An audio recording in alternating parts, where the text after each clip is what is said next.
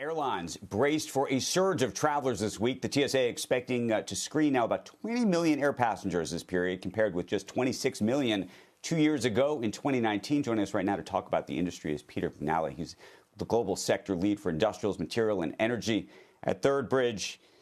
How do you think about it? How do you think about it, Peter? Well, we know it's coming, right? There is demand and people want to travel. And the question is, can the airlines and the airports execute? And like a lot of industries, they're finding, workers tough to come by. You guys were just talking about truckers there. We put airlines in that category as well. So it's been a struggle, but at least as far as the holiday season goes, we've known that this is coming. It's been visible, and the airlines are trying to staff up for it. Can we talk about the airlines just in terms of what has happened post-pandemic, given the amount of money the taxpayers put up during the pandemic to keep them rolling, and the fact that we've now seen so many issues along the way in terms of staffing, oftentimes blamed on weather, but I don't remember these type of weather events prior, and nobody's, I think, claiming the world has changed. I mean, I know that there's people who think the weather has changed, and it has, but not like this. What do you think is really happening underneath this?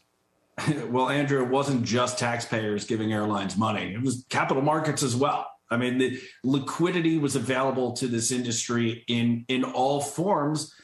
And our experts would tell you that restructuring never had to happen as a result. And airlines were able to cling to slots, gates, routes through the pandemic. And now they can't staff it in a lot of places.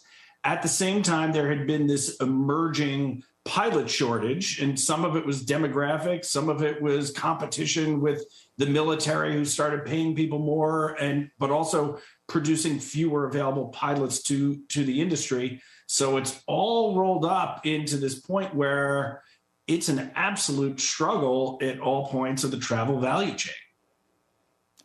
We talked to Sarah Nelson just yesterday, I believe, and she said, look, if taxpayers hadn't stepped up and ponied up money, that we'd be in a much worse situation. The airline industry would be in a much worse situation, and the economy would be in a much worse situation. Is she right?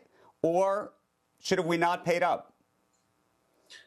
I don't know if we should have not paid up. I mean, a lot of industries got support. I mean, it's better to have, the money. I'm sure anyone would tell you that. But it's a question of, how it's being deployed.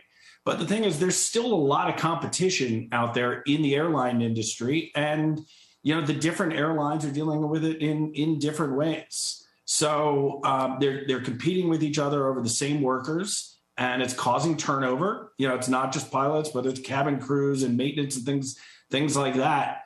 And it's leading to the situation that we're just frankly struggling to deal with.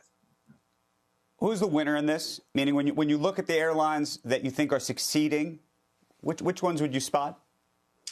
Well, the one our experts have pointed to has been JetBlue.